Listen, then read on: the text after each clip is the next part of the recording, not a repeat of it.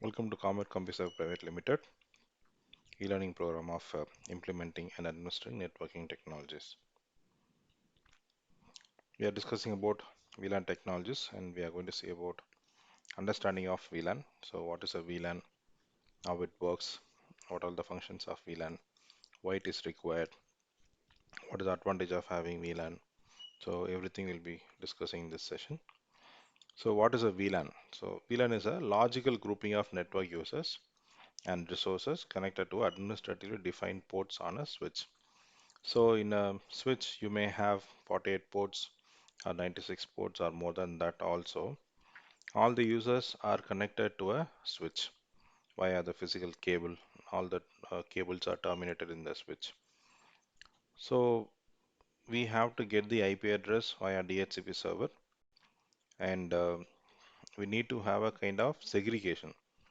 Okay, so we don't have any access restrictions, anything in the switch level. So any users can access data from any of the other users. So we wanted to have a grouping of users from the physical ports. Logically, we wanted to group them as a single network or single users. Within a slash 24 itself, I can form a small networks.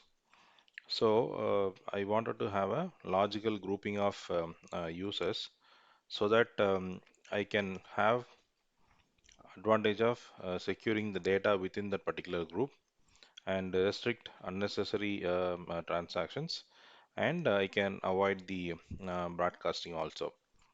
So the lot of advantages there. So VLAN is nothing but a virtually grouping of users into one net under one network.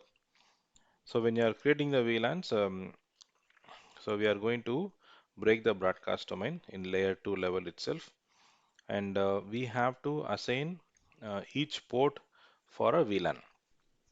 Suppose I have a VLAN 10 created. So it will be there in the system switch as a database. Okay. So what I have to do, I have to log into each port and assign that VLAN to this particular port. Say VLAN 10. For creating VLANs, we will be using the command called VLAN number. Now for assigning the VLAN, so what we have to do, we have to get into the port and assign the VLAN to this particular port so that this system which is there in the port, network port, automatically falls under the group of that VLAN. Say financial team, HR team, accounts, project teams. So though they are virtually or physically they are sitting in different places, you wanted to group them in a switch. Okay, maybe in a building you have two, three floors, and each department people are separated in different floors. Now you want to have a secure network or single network where only your department team can work. It is a single switch. So what you can do is you can create a VLAN. You know in which port the systems are connected. You can assign the VLAN to that port. So automatically that ports are coming under one umbrella. So you are logically connected together. So you cannot transfer the data to others or others cannot access your data. Whatever restrictions you wanted to set, we can create an access list and apply to this particular VLAN. It will work. So this VLAN formation is definitely helping the IT users to restrict the communications and easy to make grouping of users.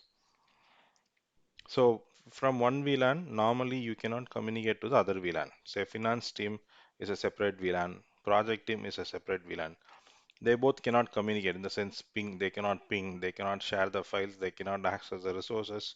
Finance team may have one printer, project team cannot fire the data to that printer, vice versa. So they wanted to have isolation, logical isolation, not as a physical isolation. Sometime customers like the abroad customers, US customers, they will demand for a physical isolation also. To the worst part of it, we need to have a dedicated firewall for them so that no other communications can hit their network. So all the customer related systems will be falling behind the firewall. So any communication, it will go via the firewall only. So if firewall sees that any other outside of communication customer network, it will drop the packet there itself. So firewall is advanced form of restrictions provided in the firewall compared to VLAN. The initial stage, without any investment, locally you wanted to have a kind of restrictions, very well we can go for a VLAN.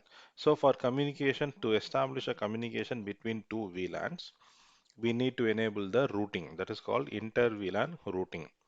So normally one VLAN cannot communicate with other VLAN. So once I enable the routing, then I'll be able to communicate with other VLANs. Advantage, just we have discussed. So we can bring logical security for the users if at all they wanted to get isolated in their environment. So communication is not possible outside the VLAN until otherwise we enable the routing. So each users are independent, so they are more secure than the normal functionality. So it increases the network security, so users can free of any kind of network threats. Internal threats. Okay, externally, if they are okay with internal internet connections with firewall and antivirus, they will be free from internet threats also. This VLAN will provide a safeguard from internal threats. VLANs increases the number of broadcast domains while decreasing their size. So if the size is reduced, then the time to get the system will be saved. But the count is more. But anyway, so we are directly going to forward the information to other switch if any system is not found in my VLAN. So that way we are saving the time. So you have 48 ports or 96 ports in a switch. By default, all the ports will be called as a access port because the systems is going to be connected to the port and it is going to access the data, right, from one system to other system, from one network to other network, whatever it is, via the switch port, we are going to access the data. So it is called access port. So it will be accepting the data which is allowed by the VLANs, because if suppose I restrict a VLAN from other VLANs, VLAN 10, VLAN 11 and all, so I allow only VLAN 11. I'm not allowing VLAN 12, 3, 13, 14 and all. So when I'm receiving the data, it checks from which VLAN I'm getting the data.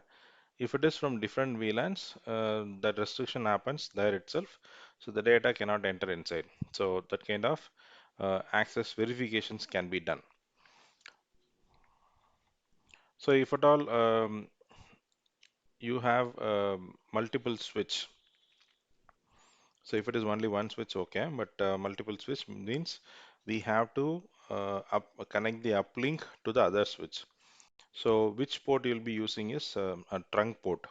So whichever port is used for connecting the other switch, that is called a trunk port, because through that only all communications will go to the next switch. Okay, so it will have huge amount of communication, because if you have hundreds of systems, access port will have limited bandwidth and it will communicate with one system only, from one system to other system. Now here, suppose multiple systems are trying to communicate with other building or other network, all communication will go via your trunk port.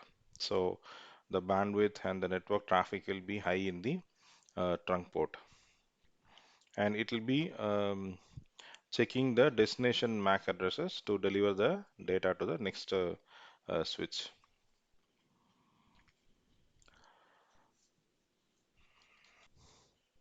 So this access link can be referred as a configured VLAN of the port.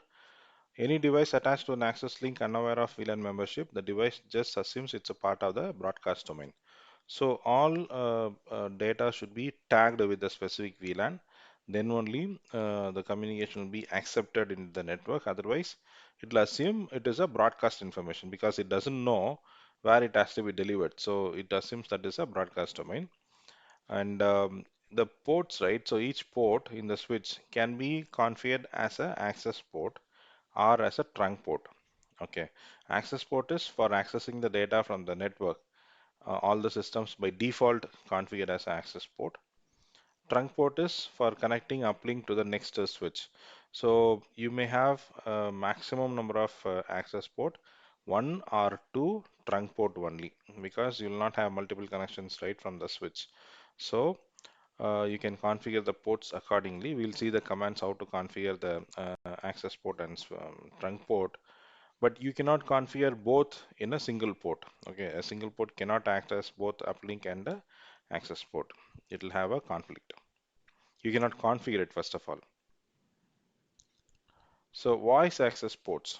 So normally we call access ports, that is for data. What we have to do, sometimes in our organizations we may use voice devices, voice phones. Through our IP data communication, we are also going to pass the voice communication, right? So those ports are called as voice ports. So normally we are connecting Cisco Wi-Fi phones to the network port, and from that Cisco Wi-Fi phone, we are connecting the desktop or laptop. So now, in a single port, two communications will happen. One is the voice communication via your IP traffic, another is a data communication, and it may be targeted to different systems. The data communication, it will go to the switch, it will go to the different VLANs, different network, depends on the type of target. In case of voice access port, voice VLAN, default it will go to the call manager. From the call manager, it will get the directions and go to the specific destination. That is the extension. Wherever the extension is mentioned, it is configured. But in a single switch port, we said right, we cannot configure both access port and a trunk port. So that is one side, one kind of concept. Here now we are going to use single port for both data and voice. So what I will do, I will configure that particular port as a voice port.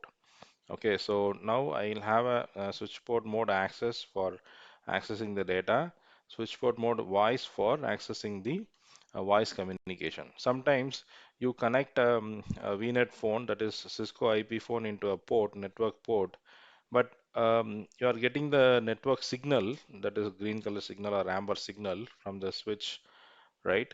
But you are not able to make any calls. The system says unable to make connection or unable to configure or unable to get the IP address, right? So immediate first troubleshooting, what you have to do, you have to log into the switch, check the port where the IP phone is connected. If you see, definitely the voice VLAN is not configured for a particular switch port. So immediately you can configure the voice VLAN, and once you shut the port, then you will see the system, the Wi-Fi phone, Cisco IP phone is getting the IP address and configured to the voice communication. So that is the voice access port. Trunk ports just discussed, so it will have connection to other switch, and more number of transactions will happen. Normally, it will be given a higher speed. Suppose your access port is 100 Mbps, your trunk port will be 1 gig speed. If access port is 1 gig, your trunk port will be 10 gig. And moreover, the trunk ports will be connected via your fiber optic cables, connectors and fiber optic cables. So to have a faster communication and huge amount of data to be transferred from one switch to other switch. So we'll be using fiber optic cables. So it can communicate multiple VLANs. So it depends on the switch. A switch can have 4094 VLANs, right? So even if you have 4094 VLANs, it will be able to communicate. But practically speaking, you will not have that much VLAN. 500,000 going to 1000 itself is a big number. Frame tagging. So frame tagging is setting up the VLANs to span more than one connected switch. So what happens here is, in a campus area network, you'll have multiple buildings, and our college network, you have multiple blocks, right? Different departments, you'll have different blocks. In case of software development, you have project teams sitting in a different buildings, different floors, which is connected to different switch. It is not under same switch. So what happens here is, we wanted to use only specific VLANs for the project, but if they are in different building, you will not have same VLAN in other buildings also.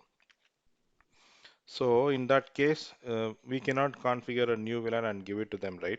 Because to that VLAN, we have given a lot of restrictions in the firewall, like a port level restriction or opening up additional services to them.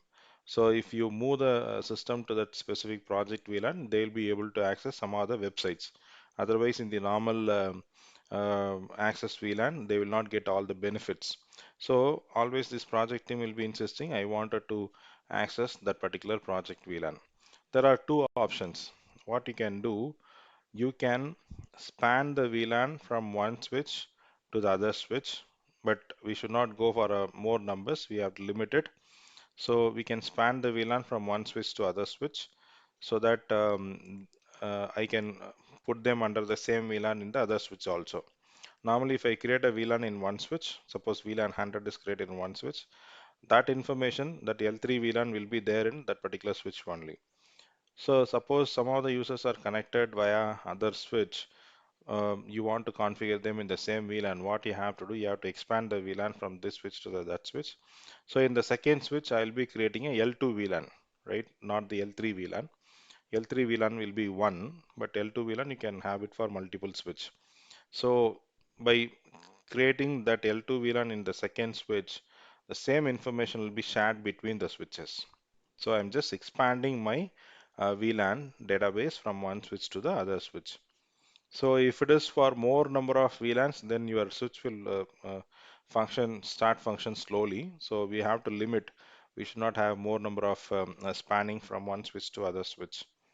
So that will give more security for the users. They can work in the same project group. That is one option.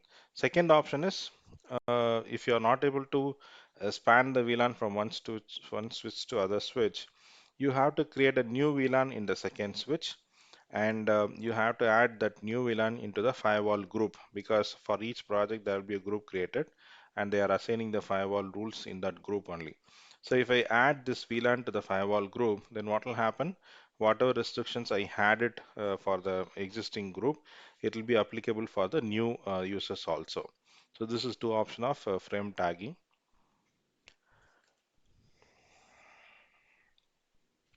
VLAN identification method. So how the VLAN is being identified? One is the interswitch link. It is a way of explicitly tagging a VLAN information to an Ethernet frame.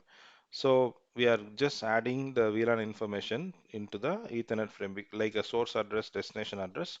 We are also adding the VLAN information. Then only we are going to establish a closure communication, right? So closed loop communication. So for that, it need to have a VLAN tagging. So I can easily find out whether this data belongs to me or not. Otherwise, I will reject it.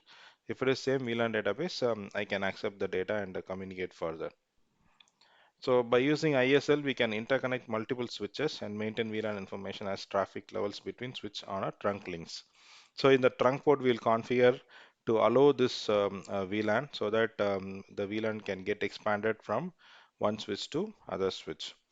ISL functions at layer 2 by encapsulating a data frame with a new header and by performing a new CRC check. So it is functions at layer 2 and enables the CRC check and ensures the proper data communication. It is a proprietary of a Cisco product, so this can be used in the switch port, router interface, and server interface cards to trunk the service.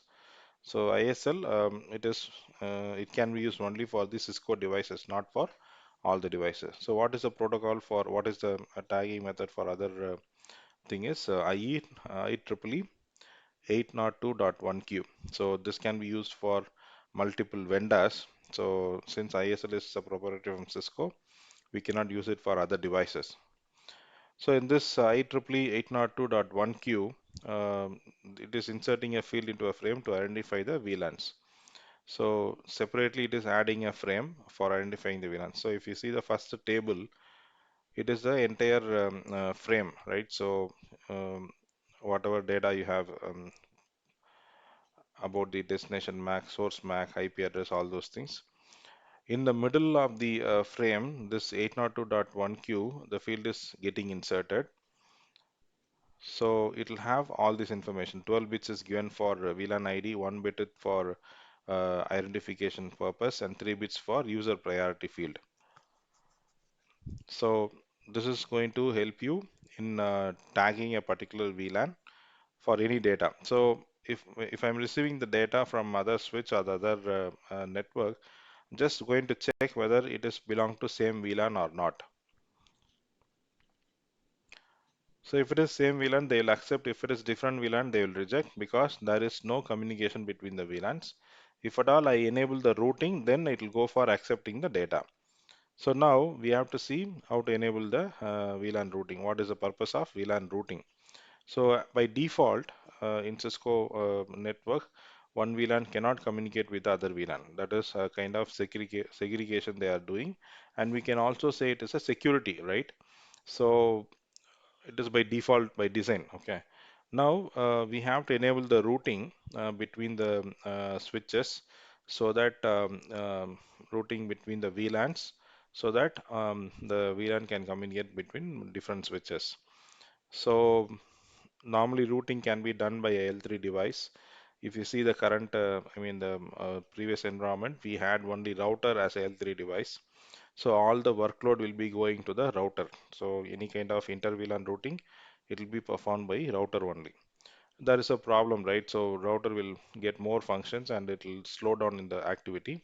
So what we have to do is we need to have a L3 switch where all the communications and routing will be done by the L3 switch, and all the other switches, leaf nodes, can be connected to the L3 switch so that the routing can be performed in the L3 switch level. Router will be free from this intranet activity. So we have to enable the inter-VLAN routing between the VLANs. So router on a stick. So this is the preferred design compared to the previous one. So router will be free from multiple communications. It can take care of wide area network communication. The inter communications can be taken care by the L3 switch.